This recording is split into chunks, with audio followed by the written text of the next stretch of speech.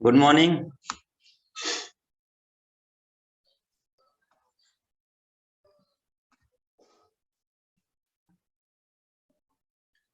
Voice आ रही है?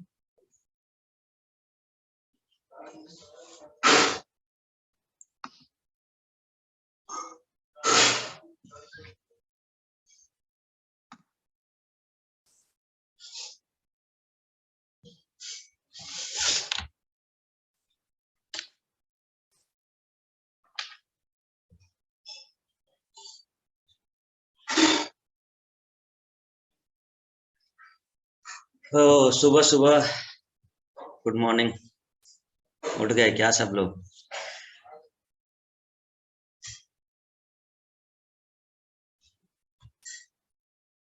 जयप्रकाश, सौरभ, नवीन, शशिकांत, रजनी, पिंकी, मनीष, देवेंद्र, ज्ञानप्रभा, ब्रजेश, रौनक, अनिल, सपना, विनय, ज्योति,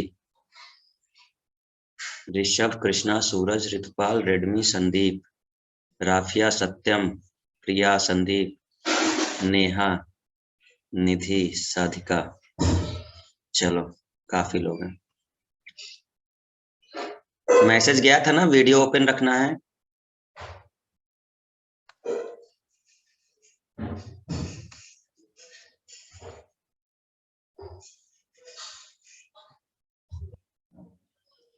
हाँ बेटा देवेंद्र, साइकिल भेज रहे हो हमको? बढ़िया वाली भेजना, समझ लेना। एक अच्छे नई वाली साइकिल चाहिए एकदम।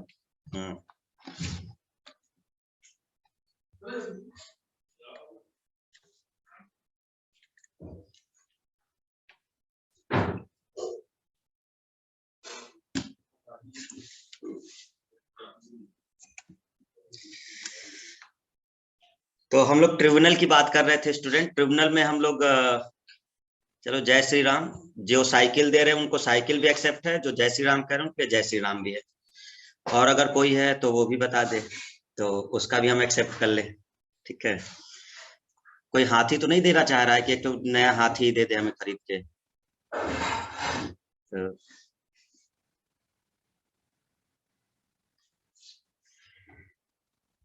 ट्रिब्यूनल की बात करते हैं। तो ट्रिब्यूनल में क्या है आपके कि इससे पहले हम लोगों ने न्यायालय की व्यवस्था देखी थी, सुप्रीम कोर्ट, हाई कोर्ट। और क्योंकि हमारे देश में बहुत सारे कोर्ट नहीं है, कल हमने बताया था 138 करोड़ की जनसंख्या पे लगभग 12,000 कोर्ट हैं आपके पास।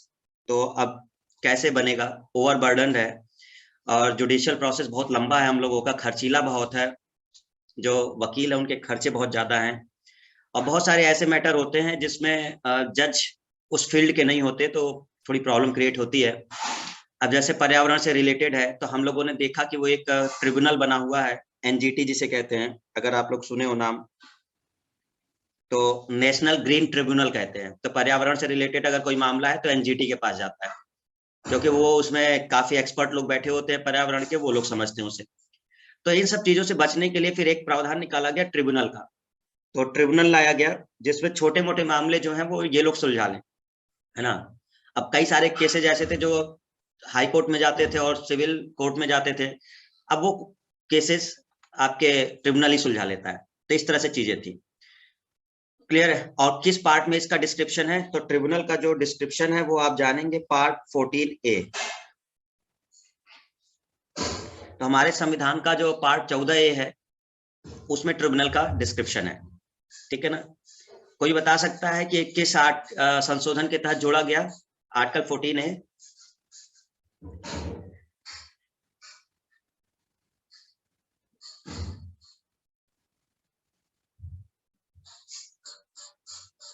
Forty seventh?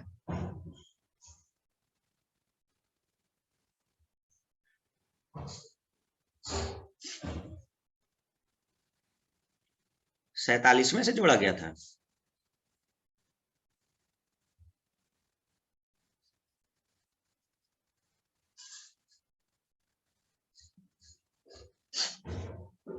अरे तो 1976 में जोड़ा गया था, तो 1976 में 47वां कहाँ संशोधन हुआ था? 1976 में 47वां कहाँ हुआ था भाई? 1976 में 42वां संशोधन हुआ था। और 1978 में हुआ था आपका 44वां।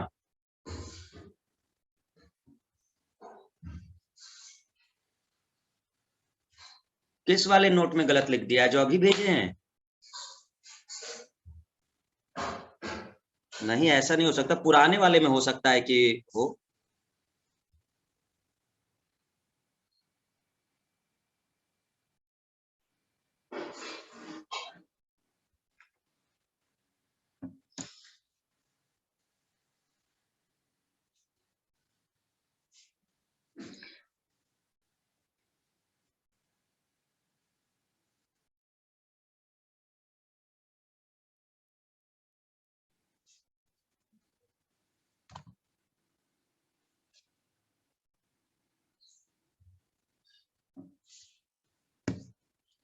अच्छा, इसमें जो लिख गए हैं 47th, ओके, हाँ इसमें जो लिख गए हैं।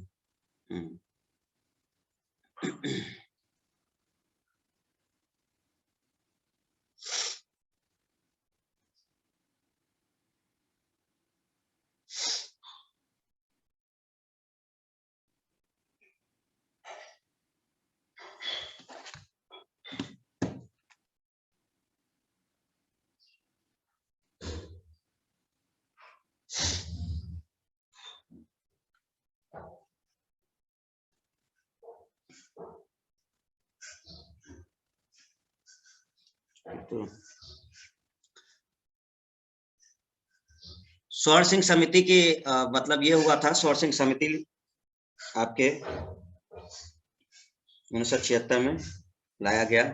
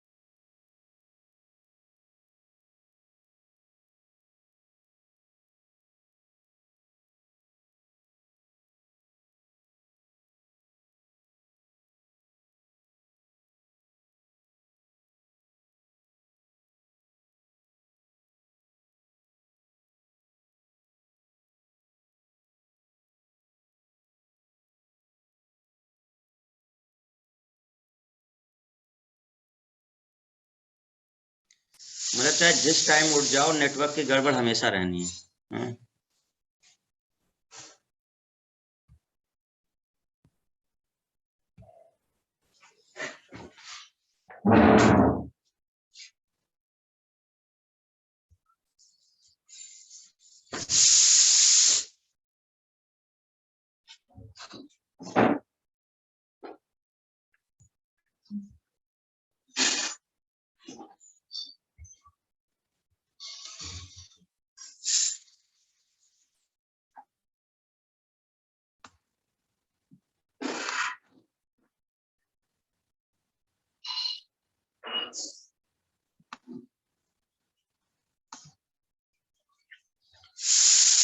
तो 42वां संविधान संशोधन हुआ 1976 में, और इसके तहत दो आर्टिकल जोड़े गए, 323A और 323B। ठीक है, तो उन नोट्स में वो सही कर लेना, वो 42वां है। ओके, तो 323A और 323B दो जोड़े गए, और इसके साथ ही हमारा ट्रिब्यूनल स्टेब्लिश कर दिया गया। क्लियर?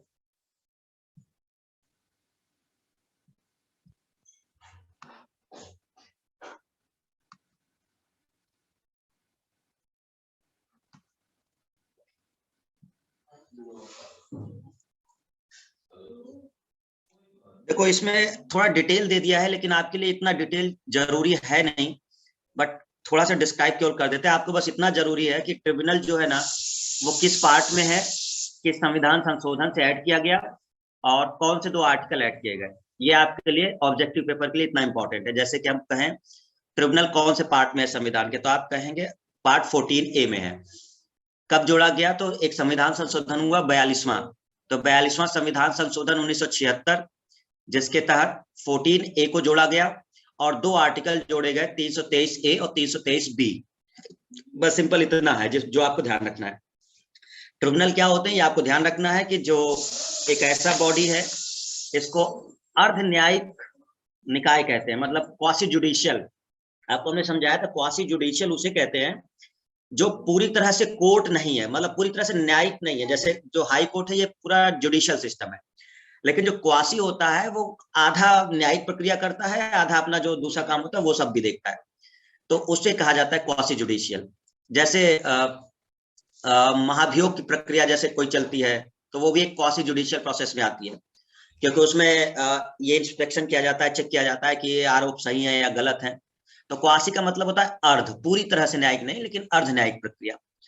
तो वो बात हुई है। अब इसमें क्या हुआ है इसको थोड़ा सा डिटेल देने की कोशिश कर रहे हैं, समझ जाना तो ठीक है, क्लियर है, लेकिन ज्यादा परेशान होने की जरूरत नहीं है। आपको जितना याद रखना है वो हमने बता दिया। पार्ट 14A जिसमें ट्रिब्यूनल बताया गया है, 2 आर्टिकल जोड़े गए हैं, 323A 323B, ठीक है, कि संशोधन से 42वें संशोधन 1976 से। तो ये पॉइंट जो है यहाँ तक का, ये वाला आपका सिंपल है। स्वर्ण सिंह समिति रिकमेंडेशन दिया, बिल लाया गया और 2 आर्टिकल ऐड कर दिए गए।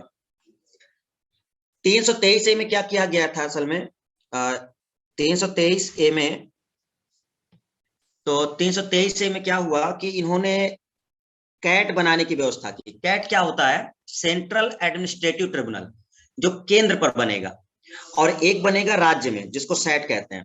तो ये जो आर्टिकल 323A है वो कहता है कि एक सेंट्रल एडमिनिस्ट्रेटिव ट्रिब्यूनल बनेगा और एक स्टेट एडमिनिस्ट्रेटिव ट्रिब्यूनल बनेगा, मतलब केंद्र में एक होगा और हर राज्य में एक एक होगा।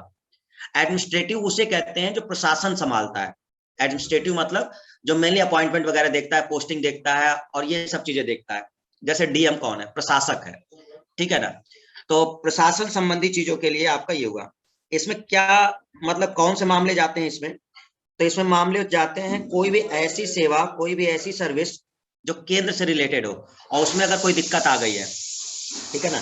जितने भी सिविल वाले होते हैं, जैसे मान लो कोई पोस्टिंग हो रही है आपकी, केंद्र लेवल से कोई पोस्टिंग हो रही है, उसमें कोई दिक्कत आ रही है, आपको गलत तरीके से पोस्टिंग मिली है किसी दूसरे व्यक्ति को, या आपके साथ भेदभाव हो रहा है, तो इस तरह का अगर कोई मैटर है तो वो कैट देखेगा, सेंट्रल एडमिनिस्ट्रेटिव ट्रिब्यूनल, ठीक है ना। तो जितने भी सिविल पोस्ट के मामले होते हैं, ऑल इंडिया सर्विस का कोई भी मामला है, सिविल से रिलेटेड कोई है, सिविल मतलब यहाँ पर वो जैसे यूपीएससी वगैरह है, इस तरह के कोई मामले हैं, ठीक है ना। तो यूपीएससी तो खैर नहीं, दूसरे जो नीचे लेवल के हैं वो सब, इनको रिजॉल्व करने के लिए आपका कैट आपका होता है ट्रिब्यूनल, ठीक है ना। तो आपको इतना बस ध्यान रखना है कि 323A के तहत, इसके तहत 2 चीज बनाई गई, कैट तो सेंट्रल लेवल पर एक होता है और हर राज्य में एक एक होता है, सिंपल है बस, ठीक है ना। फिर अगर जरूरत पड़ती है तब जैट बनता है। तो 3 आपको देखने को मिले, एक कैट, एक सैट और एक जैट। देखो कैट क्या होता है, 323A के तहत ये ट्रिब्यूनल तब बनाया जाता है जब एक सेंट्रल लेवल पर, केंद्र लेवल पर एक होता है, और सैट होता है स्टेट पर, तो हर राज्य में एक एक होगा। जैट होता है ज्वाइंट, मतलब हो सकता है कि एक ही राज्य में ना हो, 2-3 राज्य मिल करके एक ट्रिब्यूनल बनवा लें, उसको ज्वाइंट कहते हैं। मतलब रिक्वेस्ट कर दें कि भैया हमें अलग अलग नहीं चाहिए, एक ही ज्वाइंट वाला टाइप का है, उसी में सब सुनवाई हो जाएगी 2-3 राज्य का, तो उसे ज्वाइंट कहते हैं। तो इस तरह के ट्रिब्यूनल बनाने की प्रोसेस हमारे 323A में है, ठीक है ना। कैसे अपॉइंटमेंट होता है तो थोड़ा सा क्लियर कर लेते हैं, 2 मिनट में ये चीजें समझ में आ जाएंगी। देखो क्या होता है, एक कमेटी बनती है, उस कमेटी में एक चेयरमैन होते हैं और ये चेयरमैन सुप्रीम कोर्ट के जज होते हैं, ठीक है। इनको नॉमिनेट कौन करता है? तो चीफ जस्टिस करते हैं, जो चीफ जस्टिस ऑफ इंडिया है वो इनको नॉमिनेट करते हैं। तो एक कमेटी बनानी पड़ती है पहले, इस कमेटी में कुछ मेंबर होते हैं, एक चेयरमैन होते हैं। वो चेयरमैन कौन होता है? तो सुप्रीम कोर्ट का जज होता है। नॉमिनेट कौन करता है? तो चीफ जस्टिस ऑफ इंडिया करते हैं। फिर ये लोग एक लिस्ट तैयार करते हैं, उस लिस्ट में कुछ लोगों के नाम होते हैं, उस लिस्ट में नाम उनके होते हैं जिनको उस ट्रिब्यूनल में बनाना है, कि वो जो ट्रिब्यूनल बनाया गया है उसमें कौन कौन मेंबर रहेगा, तो ये उसके नाम होते हैं। तो ये लिस्ट प्रोवाइड कर देते हैं हाई पावर कमेटी जो होती है। फिर चीफ जस्टिस उसको वेरीफाई करते हैं कि ये नाम ठीक है या नहीं, सब कुछ सही है। उसके बाद वो एक कमेटी को भेज देते हैं अपॉइंटमेंट कमेटी ऑफ कैबिनेट। जैसे इनके पास जाता है, ये उसको रिकमेंड करके आगे प्रेसिडेंट को भेज देते हैं। प्रेसिडेंट जिन नामों की रिकमेंडेशन गई होगी उस लिस्ट में से, उसको प्रेसिडेंट ट्रिब्यूनल में अपॉइंट कर देते हैं। तो इस तरह से ट्रिब्यूनल का पूरा प्रोसेस चलता है। कैसे? सबसे पहले एक कमेटी बनती है, उस कमेटी में एक चेयरमैन होंगे जो सुप्रीम कोर्ट के जज होंगे, और इनको अपॉइंट कौन करेगा? चीफ जस्टिस ऑफ इंडिया, और कुछ मेंबर होंगे उसमें। फिर ये लोग एक नामों की लिस्ट तैयार करते हैं कि ये लोग हो सकते हैं इस मेंबर इस ट्रिब्यूनल में। तो चीफ जस्टिस ऑफ इंडिया फिर से उसको वेरीफाई करेंगे, और उसके बाद फिर वो आगे वाली कमेटी को भेज देते हैं, जिसको अपॉइंटमेंट्स कमेटी ऑफ कैबिनेट कहते हैं। यहां से फिर वो पहुंचता है प्रेसिडेंट के पास, फिर प्रेसिडेंट की फाइनल मुहर लगती है, तो उस ट्रिब्यूनल में वो सदस्य अपॉइंट हो जाते हैं। ये इस तरह से होता है। बात क्लियर हुई सबको कि ट्रिब्यूनल में अपॉइंट कैसे होते हैं? अच्छा, इसमें काफी सदस्य हो सकते हैं, जरूरी नहीं है कि 2 हो 4 हो, ये रिक्वायरमेंट पे भी होता है कि मतलब जितने की रिक्वायरमेंट है, ये बहुत ज्यादा तक जा सकता है, ये 60 के आसपास तक भी सदस्यों की संख्या चली जाती है, ठीक है ना। तो 10 जरूरत है, 10 15 जो भी रिक्वायरमेंट होते हैं उस हिसाब से चलता है। वैसे मैक्सिमम देखेंगे तो लगभग 60 वाट के आसपास भी पहुंच जाता है ट्रिब्यूनल के उसमें जो होता है कई सारे। तो इस तरह से इनकी जो सिलेक्शन प्रोसेस है वो ऐसी होती है। तो लिस्ट भेजी जाती है और फाइनल अपॉइंटमेंट, तो अगर हम आपसे पूछे कि फाइनल अपॉइंटमेंट ट्रिब्यूनल में सदस्यों का कौन करेगा, तो आंसर होगा प्रेसिडेंट। रिकमेंडेशन ये लोग नाम की भेजेंगे, लेकिन फाइनल मुहर प्रेसिडेंट की ही लगेगी। अच्छा, ये जो भी बना हुआ है ट्रिब्यूनल, कैट सेट जेट, ये चेयरमैन जो होता है वो 5 साल के लिए बनता है, मेंबर जो होते हैं वो भी 5 साल के लिए बनते हैं। लेकिन जो रिटायरमेंट एज है वो चेयरमैन की 65 साल है, और जो मेंबर है वो 62 साल है। मतलब चेयरमैन की 3 साल ज्यादा रखी गई है, 65 साल में वो रिटायरमेंट होगा, और 5 साल उसका वो। अगर 65 साल पूरा हो जाता है और 5 साल उसका कंप्लीट नहीं हुआ, तो भी वो रिटायर हो जाएगा, ठीक है। और 62 वर्ष जो है उसके मेंबर का है, ठीक है ना। तो ये हमने देखा कि ये जो 323 ए है वो एक्चुअल में क्या बता रहा है आपका, तो एडमिनिस्ट्रेटिव चीजों को देख रहा है, केवल अपॉइंटमेंट वगैरह से रिलेटेड या कोई पोस्टिंग से रिलेटेड, कोई उनके मतलब ऐसा कोई दिक्कत हो गया है तो, ठीक है। लेकिन जो 323 बी बनाया गया है, दूसरा वाला जो आर्टिकल बनाया गया है, वो अदर मैटर के लिए, ये ढेर सारे मैटर देखता है, ये केवल अपॉइंटमेंट नहीं देखता, बहुत सारा है। जैसे टैक्स, अगर कोई टैक्स की प्रॉब्लम आ गई है, दोनों के डिस्टर्ब किसी, कोई ज्यादा ले रहा है कोई कम ले रहा है, मान लो केंद्र ज्यादा पैसा ले रहा है राज्य को नहीं दे रहा है, इस तरह की कोई चीजें है। फॉरेन एक्सचेंज, विदेशी से जो फॉरेन एक्सचेंज होते हैं पैसों के, जैसे रुपया बदलता है डॉलर में, डॉलर बदलता है यहाँ पर, ऐसे अगर कोई चेंजेज है। इम्पोर्ट एक्सपोर्ट, आयात निर्यात से कोई विवाद है, अगर भूमि सुधार से कोई मतलब विवाद है, लैंड रिफॉर्म, ठीक है ना। कुछ क्रिमिनल ऑफेंसेस हैं तो भी ट्रिब्यूनल बनाया जा सकता है ना। बहुत सारी चीजें हैं, इंडस्ट्रियल लेबर, मतलब एडमिनिस्ट्रेटिव को छोड़कर और अपॉइंटमेंट्स को छोड़कर, सिविल मैटर को छोड़कर, इनको छोड़कर बाकी जितने मामले होते हैं सब अदर मैटर में जाता है, और उसे 323 बी के अंतर्गत रखा गया है। तो आपको सब कुछ याद करने की जरूरत नहीं है, बस आप इतना याद रख सकते हैं कि एडमिनिस्ट्रेटिव मामले किसमें रखे गए हैं, प्रशासन संबंधी।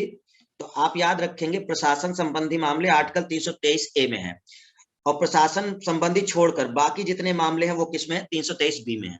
बस इतना है, ठीक है।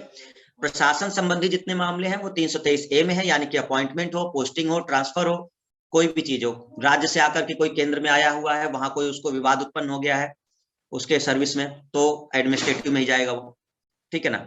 बाकी कोई मैटर है, अगर भूमि सुधार से रिलेटेड है, कृषि सुधार है, टैक्स से रिलेटेड है, फॉरेन एक्सचेंज है, इंडस्ट्री से रिलेटेड है, लेबर से रिलेटेड है, तो ये सब 323 बी के अंतर्गत गया है। यदि आप ट्रिब्यूनल के फैसले से खुश नहीं है तो पहले आपको हाई कोर्ट जाना होगा, और उसके बाद ही आप सुप्रीम कोर्ट जाएंगे। पहले क्या हुआ था ना, एक एक्ट बना था स्टूडेंट, ये वाला एक्ट था एडमिनिस्ट्रेटिव ट्रिब्यूनल वाला, ये जो लिखा हुआ है एडमिनिस्ट्रेटिव ट्रिब्यूनल एक्ट 1985। तो इस एक्ट में ये कहा गया था कि ट्रिब्यूनल का अगर आप उसके फैसले से खुश नहीं है तो आप सीधे सुप्रीम कोर्ट जाएंगे, मतलब आप हाई कोर्ट नहीं जाएंगे, ये लिखा गया था। तो एक केस हुआ था 1997 में, Chandra Kumar versus Union of India. तो सुप्रीम कोर्ट ने कहा कि आप तो ये गड़बड़ कर रहे हैं, क्योंकि जुडिशियल पावर तो हाई कोर्ट के पास भी है, और अगर जुडिशियल पावर हाई कोर्ट के पास है तो आप सीधे सुप्रीम कोर्ट कैसे भेज सकते हैं। तो थोड़ा सा उसमें अमेंडमेंट किया गया। तो फाइनली आज के केस में अगर हम देखें, तो अगर आप किसी भी ट्रिब्यूनल के फैसले से खुश नहीं है तो पहले आपको हाई कोर्ट जाना होगा, और उसके फैसले से खुश नहीं है तभी आप सुप्रीम कोर्ट जा सकते हैं, ठीक है। तो सबसे बड़ी बात क्या निकल के आती है यहाँ पर, जो आपको ध्यान रखना है। देखिए हम बता दें आपको, सिंपल सा पॉइंट बस इतना सा है कि आपको याद ये रखना है कि ट्रिब्यूनल जो है, ट्रिब्यूनल्स ये पार्ट 14 ए में है, ठीक है। और इससे रिलेटेड दो अनुच्छेद हैं, एक 323 ए और दूसरा अनुच्छेद है इससे रिलेटेड 323 बी। 323 ए एडमिनिस्ट्रेटिव प्रॉब्लम देखता है, ठीक है, एडमिनिस्ट्रेटिव मामले, और 323 में अदर मैटर्स, ठीक है, ये देखता है। और 323 ए के तहत कैट, सैट और जैट ये स्टेब्लिश किए गए,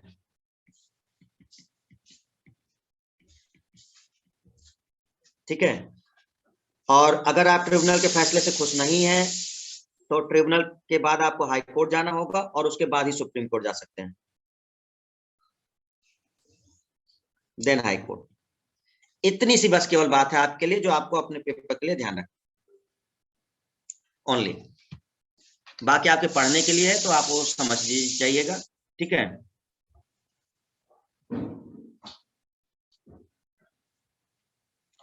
तो आई होप कि क्लियर हो गया आपको, है ना। और संशोधन कौन सा आपका इसमें है, 42nd अमेंडमेंट 1976, 42वां संशोधन 1976। क्या हमारी बात क्लियर हो गई सबको? ट्रिब्यूनल, तो ट्रिब्यूनल क्यों स्टेब्लिश किए जाते हैं? जो कोर्ट के बर्डन है केसेस का, उस बर्डन को कम करने के लिए किए जाते हैं, ताकि कोर्ट पे ज्यादा बर्डन ना पड़े, ठीक है ना। तो बताएंगे आप लोग, जो ट्रिब्यूनल्स हैं वो संविधान के किस पार्ट में है?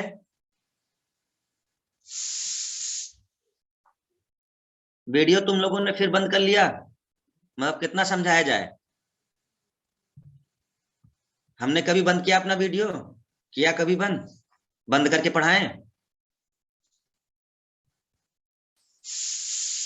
14 है, 14 है, ठीक है। संविधान संशोधन बताइए कौन सा? पुष्पा पुष्पराज, कौन आ गया भाई? पुष्पा पुष्पराज,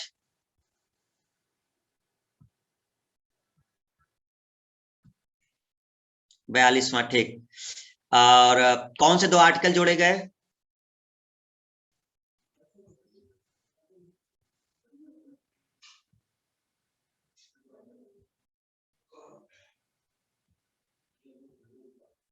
तीन सौ तेईस है और 323 बी। 323 ए में क्या बोला गया? एडमिनिस्ट्रेटिव प्रॉब्लम, अगर कोई पोस्टिंग ट्रांसफर ऐसा कोई सिविल मैटर है तो उससे रिलेटेड। बाकी अगर कोई मैटर है आपका, टैक्स वगैरह है, भूमि सुधार है, ऐसा कुछ है तो, जैसे एक एग्जांपल हमने आपको दिया ना, एक ट्रिब्यूनल का एग्जांपल जो सबसे फेमस है, एनजीटी। आप देखिए पर्यावरण के सारे मामले इसी के पास जाते हैं, नेशनल ग्रीन ट्रिब्यूनल।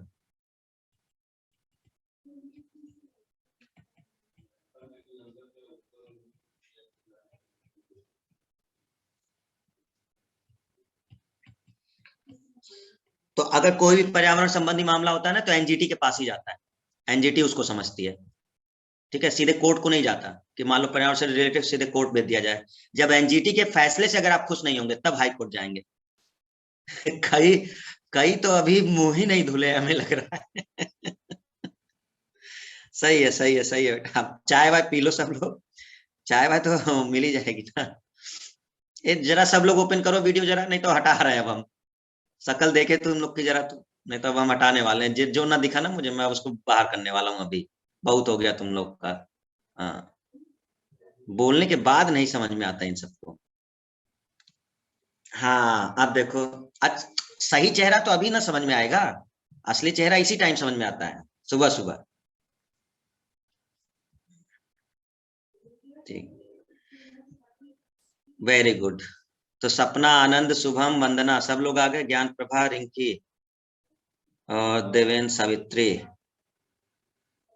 एक तो देखो ताजमहल ही घूमता रहता है, अच्छा वो आशा यादव घूमती रहती है, ठीक है।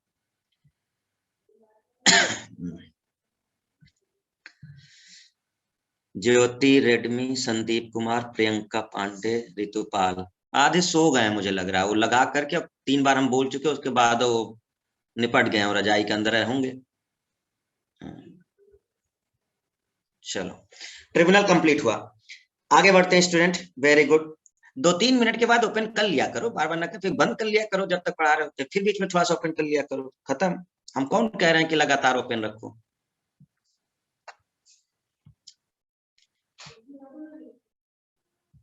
ओके, तो अगला देखते हैं जुडिशियल रिव्यू। देखो अब जुडिशियल रिव्यू पहले भी हम लोग डिस्कस कर चुके हैं स्टूडेंट। ये वो न्यायिक समीक्षा है जो सुप्रीम कोर्ट को पावर दी गई है, अगर आपको याद हो, है ना। ये पावर किसको दी गई है? सुप्रीम कोर्ट को दी गई है। और वैसे हाई कोर्ट के पास भी है, हाई कोर्ट के पास भी है जुडिशियल रिव्यू। जैसे एक कहा नहीं था हमने, बस केवल रिवीजन करा रहे हैं। कैसे? आपको मूल अधिकार वाला चैप्टर पढ़ाया हुआ है कि जब भी मूल अधिकार का हनन होगा तो आप उसके खिलाफ कहां जा सकते हैं? सुप्रीम कोर्ट जा सकते हैं ना, हाई कोर्ट भी जा सकते हैं। तो वो आर्टिकल 32 के तहत तो न्यायिक समीक्षा ही तो है, तो केवल हम उसको रिवाइज कर रहे हैं पॉइंट से, केसेस के रूप में, जिससे आपको थोड़ा सा पीछे वाला याद आ जाए। क्योंकि आप लोग बहुत हमारे बेहतरीन स्टूडेंट में से एक हैं जो पीछे का सब याद रखे होंगे, आई होप। ठीक है कि चलो देखते हैं। तो सबसे पहले एक केस हुआ था 1951 में। 1951 में केस हुआ, शंकरी प्रसाद केस। तो शंकरी प्रसाद केस में, ये बहुत इंपॉर्टेंट स्लाइड है, इसको आप पूरा एक सार समझ सकते हो, ये स्टार्टिंग का जो है। तो शंकरी प्रसाद केस हुआ था 1951 में। मूल अधिकार को लेकर के कोर्ट में गया, सुप्रीम कोर्ट में केस गया। सुप्रीम कोर्ट ने डिसीजन दिया, संसद मूल अधिकार में संशोधन नहीं कर सकती। तो आपको ध्यान रखना है कि सबसे पहली बार जब सुप्रीम कोर्ट ने शंकरी प्रसाद केस को सुना तो उसने कहा कि मूल अधिकार में संशोधन नहीं होगा। लेकिन अगला ही केस आ गया 1967 में, और 1967 का केस था गोलकनाथ केस। इस गोलकनाथ केस में सुप्रीम कोर्ट ने डिसीजन दिया कि संसद मूल अधिकार को अमेंड नहीं कर सकती। अच्छा, इसमें अमेंड कर सकती है, उल्टा बोल गए। जो 51 वाला था उसमें अमेंड कर सकती थी, क्योंकि जवाहरलाल नेहरू वाले समय चल रहा था। और जवाहरलाल नेहरू क्या कर रहे थे, वो जो लैंड रिफॉर्म से रिलेटेड जो चीजें थी उसको वो ऐड करवाने वाले थे 9वें सूची को, 9वें अनुसूची जो 9th शेड्यूल था लैंड रिफॉर्म से रिलेटेड। तो इसलिए सुप्रीम कोर्ट ने डिसीजन दिया कि इसमें अमेंड हो सकता है। लेकिन अगले ही समय 1967, जवाहरलाल नेहरू तो निपट गए, वो चले गए थे। तो उसके बाद फिर 1967 में जब भी केस आया तो सुप्रीम कोर्ट ने कहा नहीं, मूल अधिकार में संशोधन नहीं होगा। तो एक केस में कह रहे हैं कि होगा, ये दूसरे में कह रहे नहीं होगा। फिर आया एक लैंडमार्क जजमेंट, सबसे बड़ा जजमेंट जिसको आपको याद रखना होता है, 24 अप्रैल 1973, केशवानंद भारती केस, जिसमें आपका संसद मूल अधिकार में अमेंड तो कर सकती है लेकिन संविधान के बेसिक स्ट्रक्चर को अमेंड नहीं कर सकती, ये बात हुई थी। और ये सबसे बड़ा लैंडमार्क जजमेंट है केशवानंद भारती केस, कि मूल अधिकार में तो आप चेंज करिए लेकिन संविधान का जो मूल संरचना है वो नहीं चेंज होना चाहिए।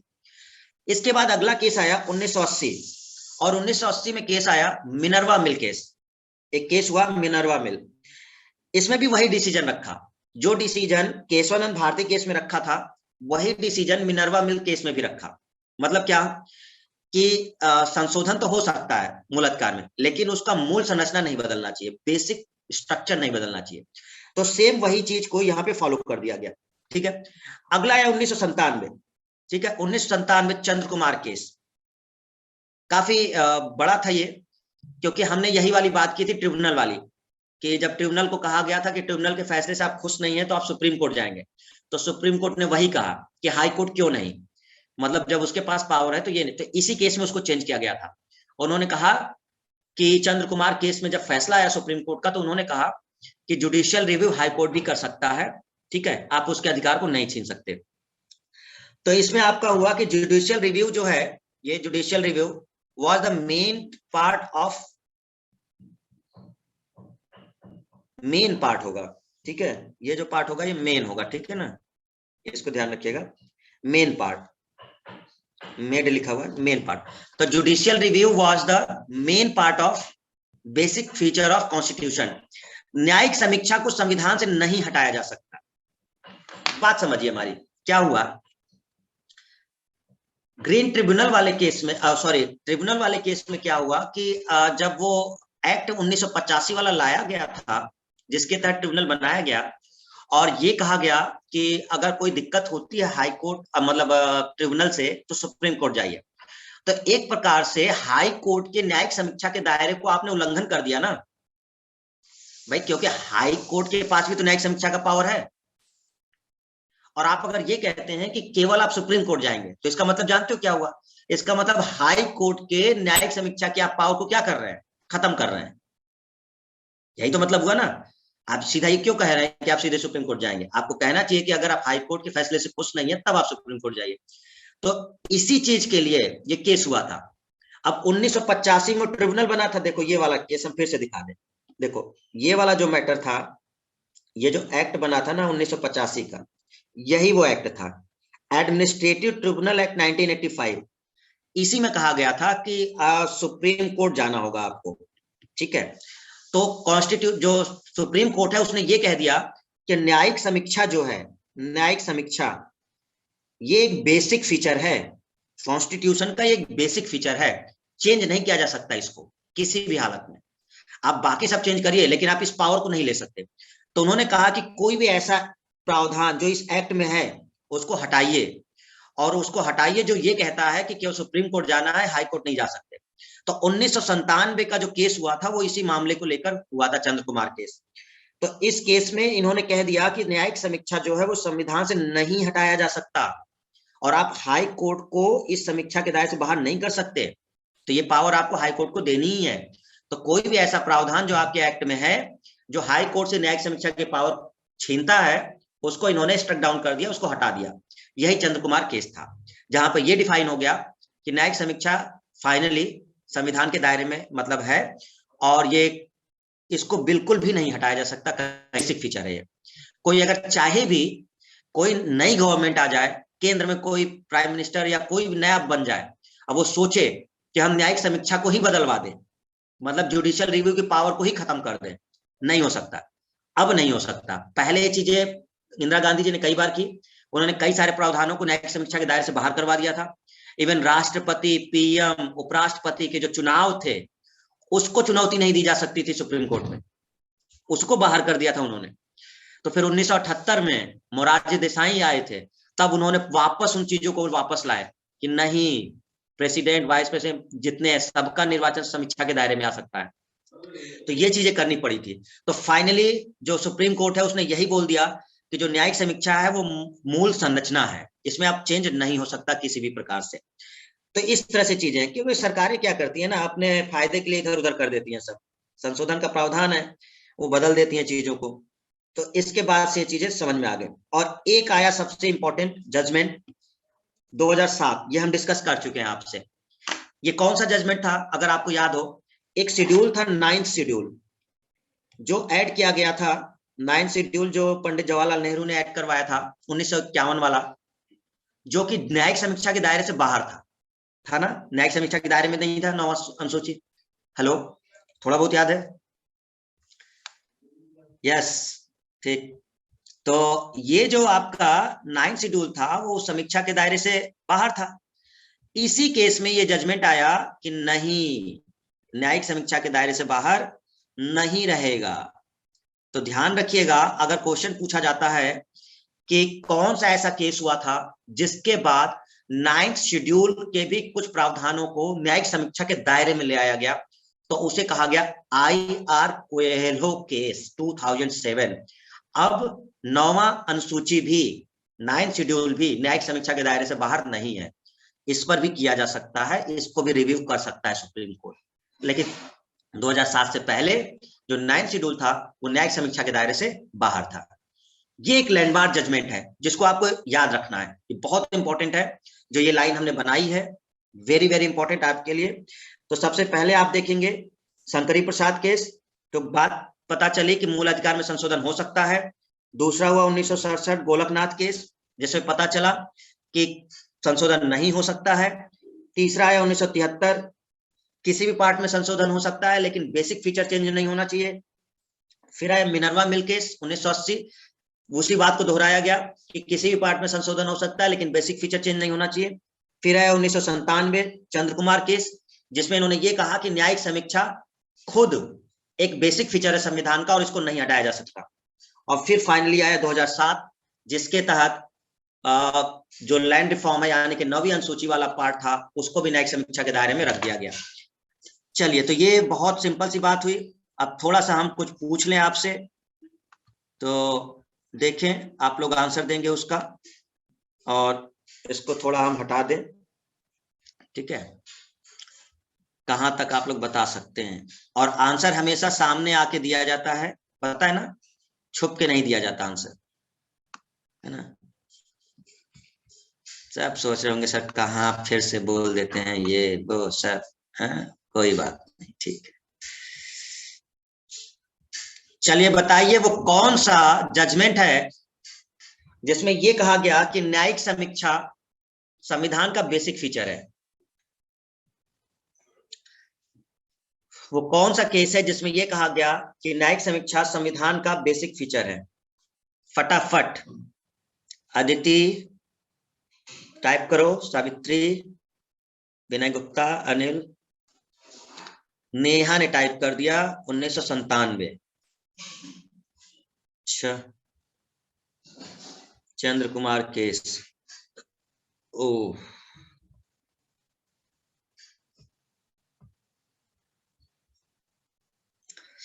1997 में कहा गया। क्या नाम था इसका? चंद्र कुमार केस, चंद्र कुमार नाम था ना, चंद्र कुमार, वेरी गुड, केस 99 से। कौन सा ऐसा जजमेंट हुआ जिसमें 9th शेड्यूल को भी न्यायिक समीक्षा के दायरे में ले आया गया?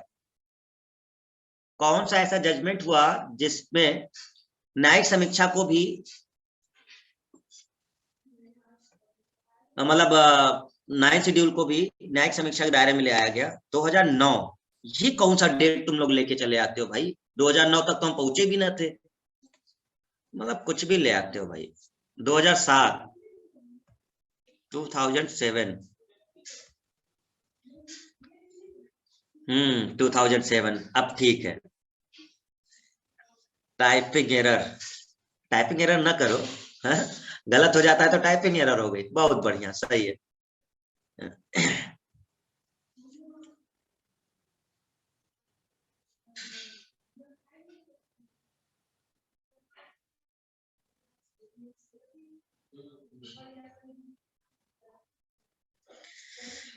सुख चैन की ठंडी छांव तले मुश्किल है बसर मेरा, ना, महलों में कबूतर रहते हैं, मैं बाज हूं, पर्वत है घर मेरा। ठीक है, जगो सब, है ना, महलों में कबूतर रहा करते हैं, हम लोग बाज हैं। ठीक है, रण स्वाभिमान का लड़ने को एक अकेला काफी हूं। ठीक है, एक हिम्मत है तलवार मेरी, दो बाजू है लश्कर मेरा। अरे थोड़ा मतलब ओ जगो, हाँ, तुम लोग ऐसे। तो यहां से चीजें हैं, चलिए देखते हैं हम लोग इसमें आगे।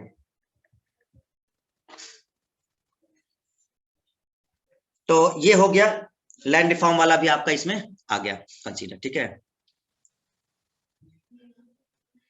लक्ष्मीबाई, अरे तुम लोग के लिए था भाई, तुम लोग कबूतर नहीं हो, दुब के पड़े हो एकदम, बाज हो, उड़ो बाहर एकदम। ठीक है, हाँ। नजर ने नजर को नजर भर के देखा, नजर को नजर की नजर लग गई, समझ गए? तो ऐसा करो कि नजर को नजर भर के देखो, और कोशिश करो एक दूसरे की नजर ना लगे, है ना। ज्यादा देर किसी की नजर में नहीं देखना है, ना ना, नजर तुरंत हटा लेना है ना। हाँ, चलो आगे बढ़ते हैं इसमें। अब ठीक है, जग गए, सही है। और कुछ सुना है, मतलब का सुना है? आग दिल में जलानी होती है, पीछे नहीं जलानी होती ना, तो हम पीछे नहीं जला सकते, रॉकेट की तरह उड़ जाओगे। अपने दिल में आग जलाओ, है ना, दिल में आग जलाओ अपना खुद। ठीक है, एकदम, हाँ, मोटिवेशन। तो चलिए इसमें आगे हम लोग देखते हैं कि जो नेक्स्ट पॉइंट है, जब हमारा देश आजाद हुआ तो उस समय फर्स्ट गवर्नमेंट के पास कई सारे चैलेंज थे, जिसमें से सबसे प्रमुख लैंड रिफॉर्म था। जमींदारी सिस्टम को खत्म कर दिया गया, लोगों के पास जमीन है उसकी मैक्सिमम लिमिट तय की जाए, ये वही है 9th शेड्यूल वाला पॉइंट था। ठीक है ना। तो इसमें बहुत ज्यादा कुछ नहीं है, पढ़ लेना अपना, हमने समझा दिया जो मेन है। अच्छा हाँ, हुआ क्या था, आर्टिकल 31 वाले को खत्म किया गया था, ये आपको पता है ना, ये बाद में खत्म किया गया वैसे संपत्ति के अधिकार के उसमें। सबसे बड़ा चैलेंज आर्टिकल 31 ही था जब 9 शेड्यूल आने वाला था, क्योंकि संपत्ति का अधिकार था सबके पास और मूल अधिकार उसी को चेंज करना था, लेकिन वो करवा नहीं पाए थे 9 शेड्यूल में ऐड करने के लिए, है ना। और पहला कॉन्स्टिट्यूशनल अमेंडमेंट पास किया गया था 1951 में, और इसी के तहत 31A 31B और 9वां शेड्यूल जोड़ा गया। तो आपको ये वाला पॉइंट भी याद रखना है स्टूडेंट कि एक्चुअल में 9वां शेड्यूल जो था वो कब ऐड किया गया था। तो 9वां शेड्यूल जो लैंड रिफॉर्म से रिलेटेड था, सर स्क्रीन जूम आ रही है, जूम आ रही है, नहीं भाई ठीक आ रही है। हाँ राइट साइड में कर देते हैं ऐसे, अब ठीक है, हाँ अब सही है, ठीक।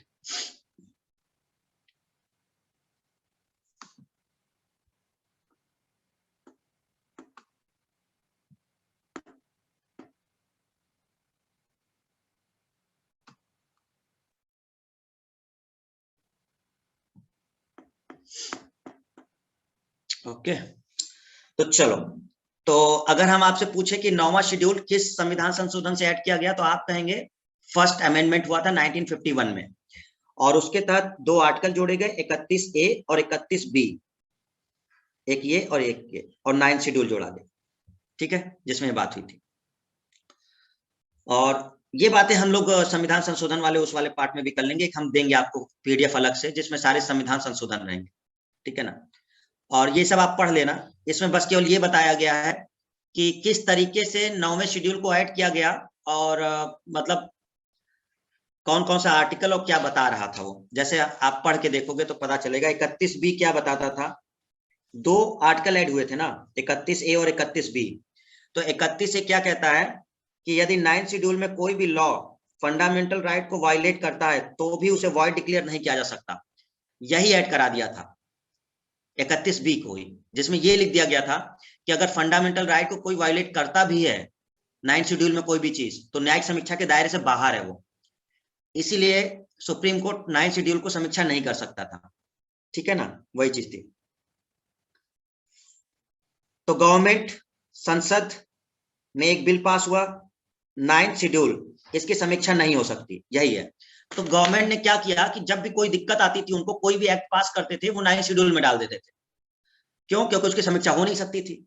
हाँ, अगर ये फंडामेंटल राइट को वायलेट कर रहा है, तब भी अगर कोई ऐसा एक्ट बना दिया है जो फंडामेंटल राइट को वायलेट कर रहा है और वो 9 शेड्यूल में है, तब भी आप उसकी समीक्षा नहीं कर सकते थे। ये किया गया था आपका जो फर्स्ट अमेंडमेंट किया गया था 1951 में, कि बस आपको इतना करना है कि जिसको न्यायिक समीक्षा के दायरे से बाहर रखना है उसको 9 शेड्यूल में डाल दो, सिंपल, ठीक है। चलिए अब देखते हैं, ये संविधान हमारा ये ऑथराइज करता है संसद को क्या करने के लिए, कॉन्स्टिट्यूशनल अमेंडमेंट एक्ट बनाने के लिए। कोई भी संविधान संशोधन करने के लिए पावर किसके पास है, संसद के पास, और संसद कोई भी कॉन्स्टिट्यूशनल एक्ट ला करके इस संविधान में अमेंड कर सकती है, संशोधन कर सकती है। तो अगर क्वेश्चन आता है कि संविधान संशोधन की पावर किसके हाथ में है, तो आंसर है संविधान संशोधन की पावर संसद के पास है, ठीक है ना। अब ये कौन बताएगा कि ये जो एक्ट बन गया है या ये जो कानून बना है वो सही है या गलत, तो ये सुप्रीम कोर्ट बनाएगा। भाई आपने, सरकार ने तो, संसद ने तो बस कानून बना दिया, लेकिन ये सही है कि गलत है, मतलब ये करेक्ट है या रॉन्ग है, ये कौन बताएगा, तो ये हमारी जुडिशियल रिव्यू, यानी कि सुप्रीम कोर्ट वगैरह इसको देखेंगे या हाई कोर्ट देखेगा, इसी को कहते हैं जुडिशियल रिव्यू। न्यायिक समीक्षा का मतलब हो गया कि अगर गवर्नमेंट ने कोई भी, यानी संसद ने अगर कोई कानून बनाया है किसी भी एक्ट के तहत, अगर संसद ने कोई भी कानून बनाया है, ठीक है, अगर संसद ने कोई भी कानून बनाया है, तो हमारे कोर्ट को ये अधिकार है कि वो ये तय कर सकता है कि ये कानून अच्छा है या बुरा है, या फिर हमारे किसी अधिकार का हनन तो नहीं कर रहा, और इसी चीज को जुडिशियल रिव्यू कहा जाता है। यानी कि संसद द्वारा बनाए गए किसी कानून की अगर समीक्षा की जा सकती हो, तो उसे जुडिशियल रिव्यू के दायरे में रखा जाता है। ठीक है, वो चीज है। और ये कौन कौन से आर्टिकल हैं जो संविधान मतलब सुप्रीम कोर्ट या हाई कोर्ट को ये पावर देते हैं जुडिशियल रिव्यू की? पर हम पीछे सब देखो सब पढ़ चुके हैं, ये सब हम पीछे डिस्कस कर चुके हैं, बस आपको देखना है। एक आर्टिकल 31 संपत्ति वाला अधिकार जो था, इसके तहत एक 32 जो सुप्रीम कोर्ट को रिट जारी करने की पावर देता है, ये भी न्यायिक समीक्षा का बताता है उसको। ठीक है, आर्टिकल 131, 132, 226 जो हाई कोर्ट का है, ये वो आर्टिकल है जो जुडिशियल रिव्यू की पावर देते हैं सुप्रीम कोर्ट और हाई कोर्ट को। तो ये जो आर्टिकल आपको देखेंगे, जब आप इसको दोबारा रिवाइज करोगे ना, तो आपको समझ में आ जाएगा कि ऐसा क्यों है। क्योंकि 31 वाले में ही एक ऐड कर दिया गया था 31C, और 31C में ही ये कह दिया गया था कि आर्टिकल 13 में जो भी चीज लिखी हुई है वो हमको उस मतलब न्यायिक समीक्षा जो है उससे बाहर रखेगी, ऐसा कुछ मतलब किया गया था शुरुआत में। 31C जोड़ करके फिर उसको हटाया गया था कि मतलब ये। तो आर्टिकल 31 जो है वो आपका पावर देता है, 32 तो सीधे सीधे सुप्रीम कोर्ट का है, रिट जारी करने की पावर देता है। 131 आपका है सिविल से रिलेटेड मामले हैं ये सुप्रीम कोर्ट वाले। ठीक है, सुप्रीम कोर्ट में ये क्रिमिनल वाले मामले हैं कुछ ऐसे। ठीक है, अपील फॉर्म का। 226 जो है ये हाई कोर्ट वाला पावर है, वो जुडिशियल रिव्यू कर सकता है। तो ये जितने भी आर्टिकल हैं ये जुडिशियल रिव्यू से आपके संबंधित है। ठीक है ना, चलिए अब जरा इस न्यायिक समीक्षा को समझते हैं कि है क्या। बड़े ध्यान से समझ, लास्ट पॉइंट पूरा कंक्लूजन ये समझ जाना। देखो, एक लॉ बनाया संसद ने, एक कानून बनाया। अब संसद ने जो कानून बनाया, तो एक व्यक्ति है, ये देवेंद्र है। ठीक है, तो देवेंद्र कह रहा है भैया मेरे अधिकार का उल्लंघन हो गया। जैसे सुप्रीम कोर्ट हुआ तो देवेंद्र कहता है मेरे अधिकार का उल्लंघन हो गया। देखो देवेंद्र कितना बढ़िया है ना, गर्दन है ही नहीं, मुंडी है खाली, चलो हाथ पैर तो है कम से कम। क्यों देवेंद्र? ठीक है, तो जैसे ही संसद ने कोई कानून बनाया तो कहता है भाई मेरे अधिकार का तो हनन हो रहा है, बस मैं तो जाऊंगा सुप्रीम कोर्ट सीधा। ठीक है, अब ये तो इन्हें पिटीशन फाइल कर दी, इन्होंने पिटीशन फाइल कर दी। तो जज अब रिव्यू करेंगे, जो जज, ये जज हैं, ये जज देख रहे हैं, रिव्यू कर रहे हैं। ठीक है, कि देखे देवेंद्र सही बोल रहा है कि गलत बोल रहा है। अब बात ये है ना कि जो पिटीशन दायर की गई है, यानी कि जो देवेंद्र ने पिटीशन दायर की होगी, कोर्ट तभी इस पिटीशन की सुनवाई करेगा जो उस इंसान से मिली है जो अफेक्टेड हुआ है। मतलब अगर अफेक्टेड देवेंद्र तो संजय पिटीशन नहीं फाइल करेगा, ध्यान रखिएगा। जो अफेक्ट हुआ है, जिसके अधिकार का हनन हुआ है, पिटीशन वो डालेगा, तभी कोर्ट उसका रिव्यू करेगा। ये आपको ध्यान देने वाली बात है कि जैसे कोई संसद ने कोई कानून बनाया और आप पिटीशन डालने जा रहे हैं, तो आपको प्रूफ करना पड़ेगा कि आपका अधिकार कैसे हनन हुआ है, या आपको कोर्ट को बताना पड़ेगा मेरे इस वाले अधिकार का हनन हुआ है। ये वो व्यक्ति फाइल करेगा और वो खुद बताएगा, क्योंकि कोर्ट पूछेगी कि कौन से अधिकार का हनन हुआ है आपके, वो तो नहीं पता, हनन हुआ है। ठीक, कौन से अधिकार का हनन हुआ भाई साहब, ये नहीं पता। अरे ये नहीं पता तो आए काहे हो? तो मतलब सिंपल सा मतलब ये है, तो आपको खुद बताना होगा जिन्होंने पिटीशन फाइल करी है कि हमारे इस वाले अधिकार का उल्लंघन हुआ है, आर्टिकल ये हमें पावर देता था लेकिन ये कानून बना दिए हैं और ये सब। तो ये तभी रिव्यू होता है। ठीक है, ध्यान रखिए। किस आधार पर ये पिटीशन फाइल किया जा सकता है? पहला, मूल अधिकार का हनन हुआ हो, फंडामेंटल राइट में से कोई गया हो। दूसरा, सेंटर या स्टेट भी इस पॉइंट को उठा सकते हैं कि ये लॉ किस आधार पर बनाया गया है। मतलब ये मत सोचना कि केवल पर्सन ही कर सकता है, हो सकता है कि केंद्र ने कोई ऐसा कानून बना दिया हो जिससे राज्य के अधिकार का हनन हो गया हो। नहीं हो सकता क्या? बहुत सारे ऐसे कानून हो सकते हैं जो केंद्र बना देगा और राज्य की शक्ति छीन लेगा, तो राज्य तो पहुंच जाएगा ना कोर्ट, भैया केंद्र ने तो हमारी पावर को छीन लिया, आधे से ज्यादा जो रेवेन्यू पावर है वो अपने पास ले ली उसने। तो ये भी हो सकता है। तो दूसरा, अगर केंद्र या राज्य में से किसी के अधिकार का कोई उल्लंघन हुआ है तो भी आप जा सकते हैं। तीसरा, ये पिटिशनर की जिम्मेदारी है कि प्रूफ करे कि यह संविधान से कॉन्फ्लिक्ट कर रहा है। तो जिसने फाइल किया है ये बताएगा कि उसके किस अधिकार का हनन हो रहा है, ठीक है। और ये जुडिशियल रिव्यू की पावर दोनों के पास है, हाई कोर्ट और सुप्रीम कोर्ट बोथ, दोनों इस मामले को सुन सकते हैं। आपको बता ही दिया चंद्र कुमार केस 1997 कि जुडिशियल रिव्यू एक फंडामेंटल अब आपका स्ट्रक्चर के अंदर है मूल, और आप इसकी पावर को नहीं छीन सकते। तो अब हाई कोर्ट भी जुडिशियल रिव्यू पहले से भी था, लेकिन जो 1985 वाला एक्ट बना था उसमें से उसको अलग किया गया था, जिसकी वजह से ये हटाना पड़ा था। तो चंद्र कुमार केस ने फाइनल कर दिया कि अब ट्रिब्यूनल से रिलेटेड कोई मामला वगैरह किसी से भी जाता है तो हाई कोर्ट भी जुडिशियल रिव्यू करेगा। तो इस तरह से चीजें आपकी क्लियर है। तो ये एक ओवरव्यू था, ये टॉपिक हम पीछे पढ़ चुके हैं, ठीक है, और उसी का एक पॉइंट था आपका।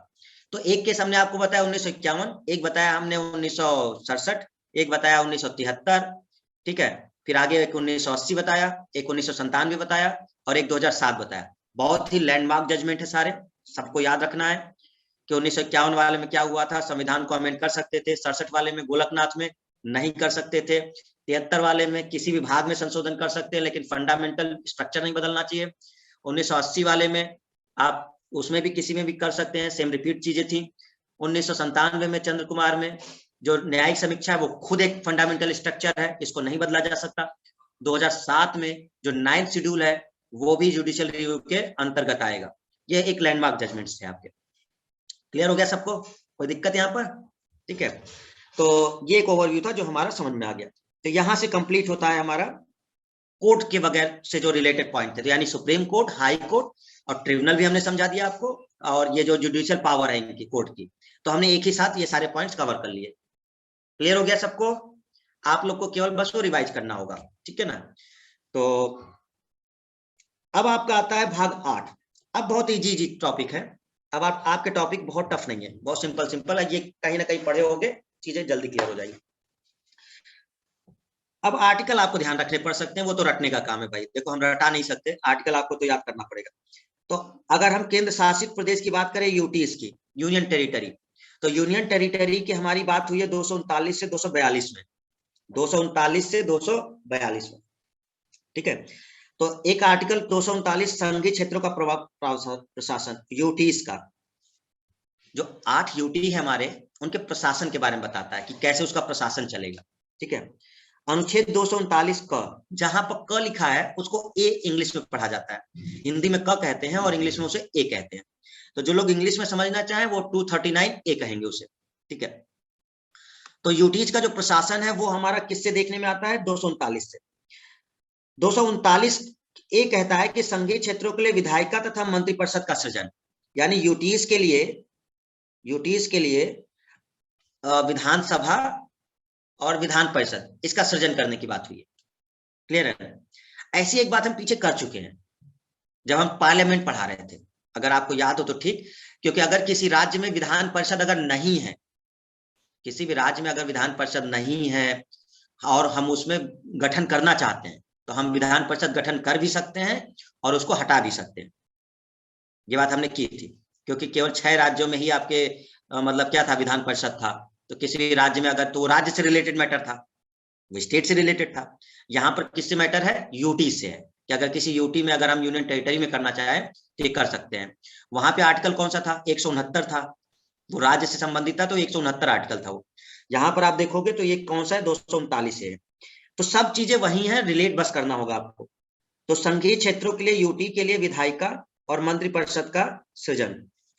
तो यहाँ पर असल में परिषद मेन मंत्रिपरिषद से रिलेटेड है, मतलब ये उस तरह से समझो, अब इसके लिए तो आपको विधायिका के लिए कोई ना कोई तो लाना ही पड़ेगा ना, जैसे असेंबली तो लानी ही पड़ेगी, तभी तो विधायिका बनेगी भाई। विधायिका का मतलब क्या हुआ, जैसे राज्य में अगर विधायिका समझो, तो राज्य की विधायिका कौन, तो राज्य की विधायिका हो गई विधानसभा, राज्य की विधायिका कौन हो गई, विधानसभा।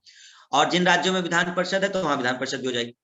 केंद्र पे विधायिका कौन है, तो केंद्र पे विधायिका हो गई तुम्हारी लोकसभा और राज्यसभा, सेंट्रल पे लोकसभा राज्यसभा विधायिका हो गई। उसी तरह से अगर हमें यूटी में चाहिए तो ये प्रावधान है 239।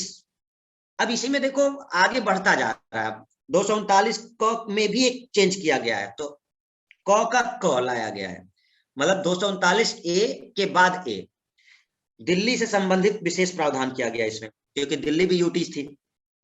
239 के क में फिर ख लाया गया। ये ऐसा अमेंडमेंट किए ये लोग, मतलब एक ही आर्टिकल में उसको आगे बढ़ाए नहीं है नंबर के, इसीलिए तो वो 395 जो है वो क्रमांक वही रह गया है, लेकिन संख्या बढ़ती गई है। अब 239 में 239 है, फिर 239 क है, फिर 239 क में क है, फिर 239 क में फिर ख है। ये मतलब एक ही नंबर देखो 239 से चल रहा है, ये देख रहे हो।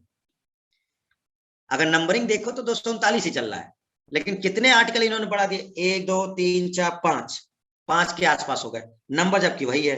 ठीक है, तो ये चीज हमें देखने को मिलती है। 239 का ख क्या कहता है, संवैधानिक तंत्र की विफलता की स्थिति से संबंधित प्रस्ताव। अगर उस यूटी में कोई दिक्कत आ जाती है तो वो पूरी जिम्मेदारी अपना केंद्र देखेगा, जो उसे संभाल रहा होगा, कोई भी अगर दिक्कत आती है तो।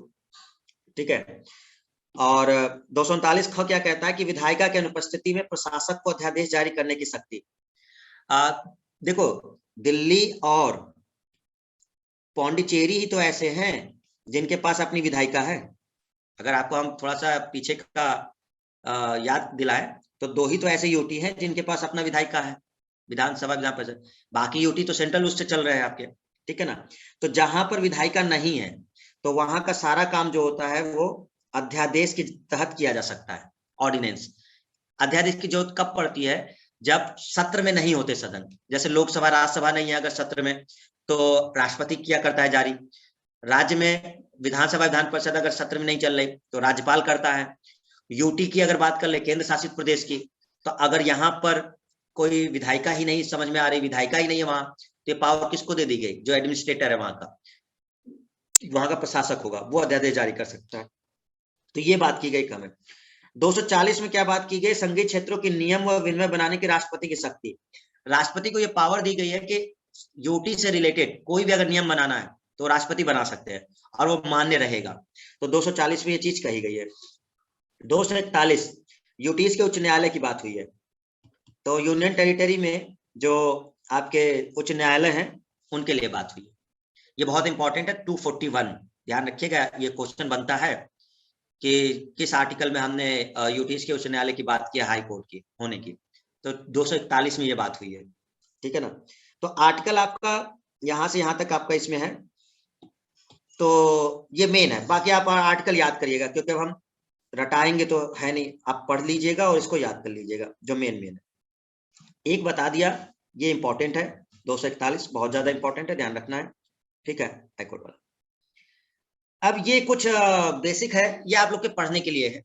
ठीक है, ताकि अगर कभी ऑब्जेक्टिव कोई क्वेश्चन आए तो आए। देखो, याद करने का मतलब ये है कि जैसे चंडीगढ़ है, चंडीगढ़ का गठन कब हुआ था, 1966 में। दादरा और नगर हवेली तथा दमन दीव कब मिला लिए गए, 2020 में। लक्षद्वीप कब शामिल किया गया, तो 1956 में यूटी बन गया। अंडमान निकोबार कब हो गया, तो 1956 में। लद्दाख कब हो गया, तो 2019 में, अभी जब ये लद्दाख और जम्मू कश्मीर वाला मामला नहीं चला था वो। फिर दिल्ली जो था आपका वो 1956 में ही था। पुदुचेरी कब था आपका, 1954 में। और जम्मू कश्मीर 2019। तो 2019 में हमने देखा था वही लद्दाख और जम्मू कश्मीर के बारे में। तो एक रिसेंट वाला मैटर तो यही था, दिल्ली और जम्मू कश्मीर का। और एक रिसेंट मैटर ये था 2020 वाला, क्योंकि दादरा और नगर हवेली दमन दीव अलग अलग थे, लेकिन दोनों को ऐड कर दिया गया था पुनर्गठन करके। तो दादरा नगर हवेली और दमन दीव 2020 में एक प्रस्ताव लाया गया और इन दोनों को मिला दिया गया। तो इसलिए 8 हो गए, नहीं तो 9 हो जाते, क्योंकि पहले 7 थे, 2 बने थे जम्मू कश्मीर लद्दाख, लेकिन दादरा नगर हवेली दमन दीव को मिला लिया गया तो 8 ही हो गए। तो ये आपको याद करने वाली पॉइंट है, अपना पढ़ भी सकते हो। याद नहीं भी होता तो कोई दिक्कत नहीं है, 2-3 याद रखना। 2020 जरूर याद रखना, और ये जो 2019 है इनको मत भूलना, जो रिसेंट वाले हैं। हाँ, अपनी नॉलेज के लिए एक बात और कर सकते हो आप, क्या, कहां पर प्रशासक होते हैं और कहां पे उपराज्यपाल होते हैं। ये काफी कंफ्यूजन होती है बच्चों को, तो इसलिए हमने यहाँ पर इसको शामिल कर लिया है कि आपको ये चीज दिक्कत ना आए। देखो, चंडीगढ़ प्रशासक होते हैं, मतलब यहाँ पर एडमिनिस्ट्रेटर बोलते हैं, एडमिनिस्ट्रेटर। ठीक है, दादरा नगर हवेली भी प्रशासक है, लक्षद्वीप में भी प्रशासक है, लेकिन अंडमान निकोबार इसमें उपराज्यपाल होते हैं, और लद्दाख में भी उपराज्यपाल है, जिनको लेफ्टिनेंट गवर्नर कहते हैं, लेफ्टिनेंट गवर्नर। दिल्ली में कई सारी चीजें हैं, क्योंकि वो यहाँ उपराज्यपाल भी है, विधानसभा भी है, मुख्यमंत्री भी है, मंत्रिपरिषद भी है या नहीं है। दिल्ली में तो सब है ना। तो यहाँ लेफ्टिनेंट गवर्नर जो अनबन रहती है हमेशा, तो विधानसभा भी है वहां, विधान परिषद भी है, उपराज्यपाल भी है वहां पर, और मुख्यमंत्री भी है। ऐसे कहाँ कहाँ है? पुदुचेरी में भी है। तो पुदुचेरी में भी उपराज्यपाल है, विधानसभा है, मुख्यमंत्री और मंत्रिपरिषद है। जम्मू कश्मीर में भी यही हाल है। क्यों? क्योंकि जम्मू कश्मीर पहले राज्य ही था, तो राज्य था तो उसके पास सब चीजें थी, और क्योंकि इसको यूनियन टेरिटरी बना दिया गया तो एक उपराज्यपाल भी आ गए यहाँ पर, क्योंकि मुख्यमंत्री तो पहले से ही थे और विधानसभा भी थी इसके पास, विधान परिषद भी दी गई। लेकिन अब क्योंकि ये यूनियन टेरिटरी बन गया तो इसके पास कौन आ गया? उपराज्यपाल भी आ गए। क्लियर है? कोई बताएगा कौन है जम्मू कश्मीर का उपराज्यपाल?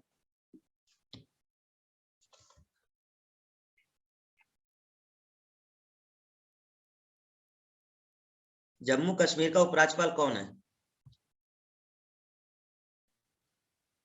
मनोज सिन्हा। मनोज सिन्हा, हाँ करेक्ट, एकदम करेक्ट, बिल्कुल सही, मनोज सिन्हा है। तो आपने ये समझा 239 से ये जो यूनियन टेरिटरी के लिए है, और ये आपके नॉलेज के लिए हमने दे दिया है लिस्ट, जिससे आप कहीं ढूंढने की जरूरत ना पड़े, एक जगह लिखा हुआ है, कभी डाउट आए चेक कर लेना प्रशासक कहाँ का होता है, कहाँ का उपराज्यपाल होता है। ठीक है, दिल्ली वाले कुछ सबसे इंपॉर्टेंट पॉइंट्स है वो आपको याद रखना, बहुत इंपॉर्टेंट है, इसको ध्यान रखना है। दिल्ली से रिलेटेड एक अमेंडमेंट हुआ था, 69वां अमेंडमेंट, 69 कॉन्स्टिट्यूशनल अमेंडमेंट 1991, और 92 में फिर अप्लाई कर दिया गया था। इसके तहत दिल्ली को राष्ट्रीय राजधानी क्षेत्र घोषित कर दिया गया, national capital territory of Delhi, जिसको शॉर्ट में एनसीटी कहते हैं। तो अगर ये क्वेश्चन बनता है कि दिल्ली को एनसीटी कब बनाया गया, नेशनल कैपिटल टेरिटरी, राष्ट्रीय राजधानी क्षेत्र, तो आप कहेंगे 69वां संविधान संशोधन हुआ था जिसके तहत इसको राष्ट्रीय राजधानी क्षेत्र घोषित कर दिया गया, और दिल्ली के एलजी को, लेफ्टिनेंट गवर्नर को, इसका प्रशासक नियुक्त किया गया, और जो लेफ्टिनेंट गवर्नर उपराज्यपाल है इनको इसका एडमिनिस्ट्रेटर बना दिया गया था इसी के बाद। तो 69वां संशोधन इंपॉर्टेंट है। 1992 में अगले ही उसमें, क्योंकि ये एक्ट बन गया था, और इसी के बाद 92 में विधानसभा और मंत्रिमंडल का गठन कर दिया गया। मतलब विधानसभा इसके पहले नहीं देखने को मिल रही थी, यूनियन टेरिटरी था, डायरेक्ट कंट्रोल हो रहा था। तो 69वां संशोधन जब हुआ इसके बाद, और फिर 1992 में ही विधानसभा बना दी गई, और दिल्ली को कितनी सीटें दे दी गई? 70 सीटें दे दी गई। तो आज की डेट में अगर हम देखें दिल्ली की विधानसभा में तो 70 सीटें हैं। क्लियर है? कौन से ऐसे मैटर हैं जो उपराज्यपाल के पास हैं, जो जिसको लेकर के ठन्नी रहती है इन लोगों के पास? तो उपराज्यपाल के पास भूमि से रिलेटेड सारे मामले हैं, ये दिल्ली सरकार के पास नहीं है। पुलिस का जो भी कंट्रोल है वो उपराज्यपाल के अंतर्गत है। इसके बाद जो लोक व्यवस्था है, कानून व्यवस्था वगैरह, ये भी किसके पास है? राज्यपाल, उपराज्यपाल के पास है।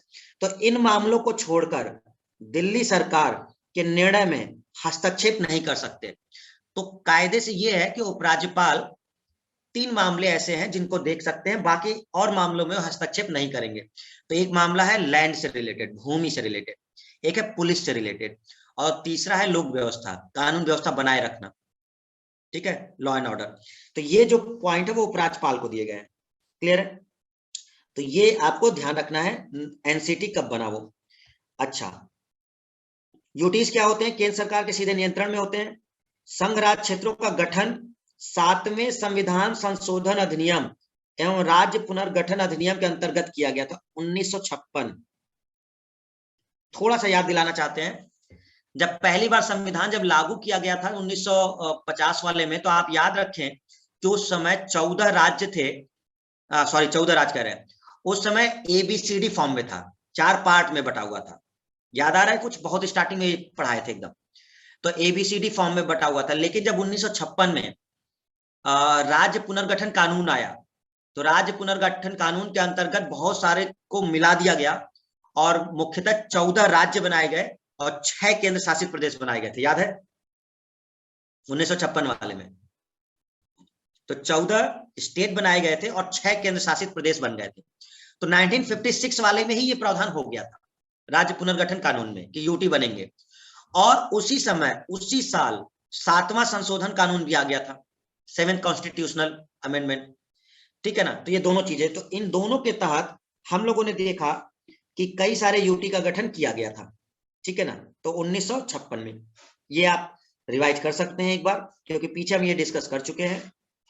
अच्छा, 1973 तक लक्षद्वीप को इस नाम से जाना जाता था। अब ये आपकी केवल जानकारी के लिए, एक जीके की जानकारी के लिए, हो सकता है कि ये न पूछे, लेकिन एक जीके की जानकारी रखिएगा कि लक्षद्वीप एक्चुअल में नाम नहीं था। पहले क्या नाम था? लकादीव, मिनिकाय और आमिन दीवी, ये नाम था। और 1973 में इसको लक्षद्वीप कहा गया। 2006 तक पुद्दुचेरी को पौंडीचेरी कहा जाता था, लेकिन 2006 में पुद्दुचेरी कहा गया, पौंडीचेरी को बदल के पुद्दुचेरी। तो आज की डेट में हम लोग पुद्दुचेरी बोलते हैं 2006 के तक, ठीक है। अब बात करते हैं जो संशोधन हुए थे यूटी में। तो जो ये ऊपर आर्टिकल आपने पढ़े ना, ये संशोधन के तहत लाए गए हैं। तो इसमें से कुछ इंपॉर्टेंट देखते हैं कि कौन सा संशोधन किया गया था इनके लिए। 14th कॉन्स्टिट्यूशनल अमेंडमेंट 1962, 14वां संविधान संशोधन हुआ 1962 में, और इसमें अनुच्छेद 239 क जोड़ा गया, जिसके तहत पौंडीचेरी में विधानमंडल का प्रावधान कर दिया गया। अब आप याद रखेंगे, दिल्ली और पौंडीचेरी में विधानमंडल है, विधानसभा है, विधान परिषद है।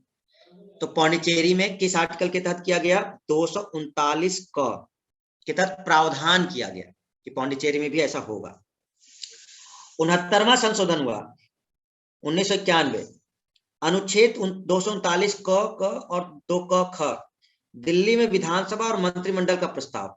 तो 69वां जब संशोधन हो गया 1991 में, तो ये दिल्ली में भी प्रावधान कर दिया गया कि विधानसभा होगी, ठीक है। तो पौंडीचेरी वाला जो था आपका, वो 239 क के तहत 14वां संविधान संशोधन, और जो दिल्ली वाला था वो 239 क के बाद हुआ, ठीक है। कारण क्या है इसे गठन के?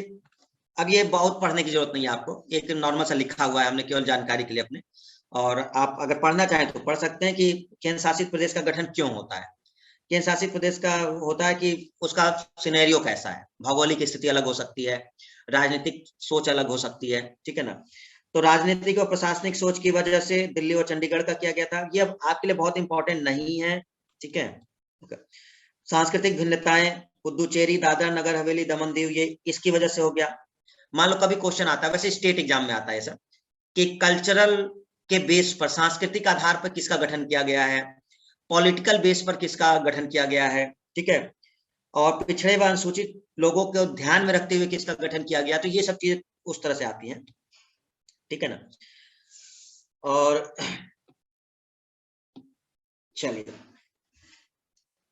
दिल्ली का अपना हाई कोर्ट है, ये ध्यान रखिएगा। बाकी जितने भी यूटी हैं, अब ये इंपॉर्टेंट पॉइंट है कि जितने भी यूटी हैं उसमें से कौन सा यूनियन टेरिटरी है जिसके पास अपना हाई कोर्ट है? तो आंसर है दिल्ली के पास। दिल्ली के पास अपना खुद का हाई कोर्ट है, बाकी सबके पास अपना है नहीं, केवल दिल्ली के पास, ठीक है। तो यूटी में आपका यूनियन टेरिटरी में कुछ बस ये आर्टिकल जो आपको थोड़े ध्यान रखने हैं, और इसमें ये जो 2 आर्टिकल है ये बड़े इंपॉर्टेंट है, 239 क वाला और ख वाला, जो आपको बताया हमने, जो 2 संशोधन हुए हैं। एक 241 याद रखिए, हाई कोर्ट वाला, ठीक है, और ये जो 2 संशोधन हुए हैं, 14th संशोधन और 69 संशोधन, ठीक है। और ये जो 7वां संशोधन है ना, और पुनर्गठन आयोग, ये जो 1956 वाला है, इसको याद कर लीजिएगा कि जो संग्रह क्षेत्रों का गठन है वो इसके तहत किया गया, ठीक है ना। और दिल्ली का अपना हाईकोर्ट, ये सफिशिएंट है आपका। बाकी इसमें डिटेल काफी है, वो आपके पढ़ने के लिए, ताकि आप चीजें इधर उधर ढूंढे ना, इस वजह से दिया हुआ है। इंपॉर्टेंट 2-4 पॉइंट ही है जो आपके पेपर के लिए, ठीक है ना। और ये दिल्ली वाला तो भूलना ही मत बिल्कुल भी, जो 69th कॉन्स्टिट्यूशनल अमेंडमेंट वगैरह है, ठीक है ना, कि नियुक्त जो किया गया, मंडल का प्रस्ताव किया गया 92 में, है ना, पावर, ये सब याद रखना है। तो यहां से हमारा कंप्लीट होता है पार्ट 8, क्लियर है। पार्ट 8 हमारा कंप्लीट होता है। 7वां पार्ट हमारे पास था नहीं, क्योंकि 7वां हटा दिया गया है। और अब जो 9वां पार्ट है वो आपका है पंचायत, लेकिन हम लोग अभी पंचायत डिस्कस नहीं करेंगे। अभी हम आपको डिस्कस करेंगे पहले आगे वाला पार्ट। कुछ हम आपको बताएंगे कमीशन के बारे में, फाइनेंस कमीशन वगैरह, इसके बाद शायद फाइनेंस कमीशन वगैरह होगा, हाँ। तो आपको हम आगे फाइनेंस कमीशन को पहले डिस्कस करेंगे, ये बहुत इंपॉर्टेंट संस्था है। तो पहले एक दो संस्थाओं को डिस्कस करेंगे, फिर हम वापस आएंगे। तो फाइनेंस कमीशन को डिस्कस करेंगे, फिर हम लोग डिस्कस करेंगे आपके योजना आयोग यानी कि जो नीति आयोग है, इसको डिस्कस करेंगे। फाइनेंस कमीशन, नीति आयोग, जो बहुत इंपॉर्टेंट है, ठीक है। और फिर उसके बाद कोई आगे होगा तो हम लोग देखेंगे। तो अभी जो नेक्स्ट लेक्चर होगा कल, वो अभी हम लोग नगर पालिका नहीं देखेंगे, पंचायत नौ। पहले हम कुछ बात करेंगे आपके सबसे इंपॉर्टेंट संस्थाओं की, जैसे वित्त आयोग की, ठीक है, लोक सेवा आयोग, इनके क्वेश्चन बनते हैं, ये बहुत इंपॉर्टेंट टॉपिक है, इसलिए हम पहले करा रहे हैं। तो फाइनेंस कमीशन हो गया, नीति आयोग हो गया, और लोक सेवा आयोग हो गया यानी कि यूपीएससी वगैरह हो गए, ठीक है। और कुछ संशोधन, वैसे संशोधन अलग से पढ़ाने की जरूरत नहीं है स्टूडेंट, क्यों? वैसे हम एक जगह लिस्ट बना दिए हैं ताकि आपको हेल्प मिल जाए, बट जितना तुम पढ़ते चले आ रहे हो ना, संशोधन सब बीच में आते जा रहे हैं, वही संशोधन तो वहां है, वही सारे संशोधन तो वहां रखे हुए हैं। जो आप ये अभी पढ़ के जा रहे हो 7वां संशोधन, वो उठा के रखा हुआ है, पहला संशोधन वहां उठा के रखा हुआ है, 24वां, 41वां, 42वां सब वही है। तो अगर आप क्रम से पढ़ते चले जा रहे हैं तो आपको अलग से वो चैप्टर पढ़ने की रिक्वायरमेंट नहीं होती है। हाँ, लिस्ट अगर एक साथ मिल जाए तो थोड़ा सा याद करने में आसानी होती है, तो वो हम प्रोवाइड कर देंगे आपको। तो पहले हम इतना डिस्कस करेंगे, उसके बाद हम देखेंगे फिर नगर पालिका वगैरह की बात। क्लियर है सबको? ठीक है, चलो। तो हम आपको कोशिश करते हैं, पीडीएफ भेज देते हैं, है ना। इसको थोड़ा सही कर दें क्योंकि इसमें ये वाला प्रिंट उतना अच्छा है नहीं, पीछे वाला पीडीएफ ज्यादा बेहतरीन था, इस वाले में थोड़ी सी स्कैनिंग में गड़बड़ आई है ना। ओके, तो आज के लिए इतना ही रखें स्टूडेंट्स, ठीक है। तो चलो, जाते जाते बाय करो सब लोग, हेलो। हाँ, जो नहीं दिख रहे हैं सामने आए सब। इसका मतलब ये नहीं है कि हम प्रचार कर रहे हैं, आचार संहिता लग चुकी है, हम प्रचार उचार नहीं कर रहे हैं किसी पार्टी का, है ना। हाँ, ये ना समझना, ठीक है।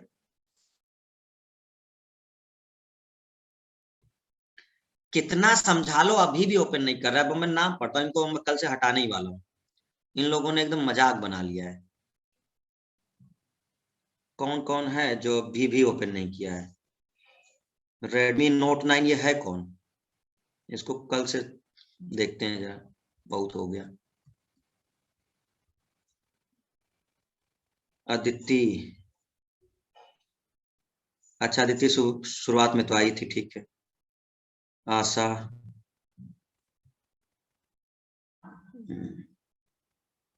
आशा तुम्हारा ताजमहल ही दिखता रहेगा, ताजमहल हटाओ, जब से ताजमहल ही लगा हुआ है। हाँ, आप ठीक है। रेडमी 9 बस ये गायब है केवल, रेडमी 9, रेडमी नोट 9। चलो, वेरी गुड, ठीक, वेल डन। बस हो गया खत्म, 2 मिनट की बात रहती है, तुम लोग ऐसे, तुम लोग कबूतर हो, बाज बाज ना बन पाओगे तुम, ठीक है, रहो तुम लोग में। चलो, ओके, थैंक यू एवरीवन।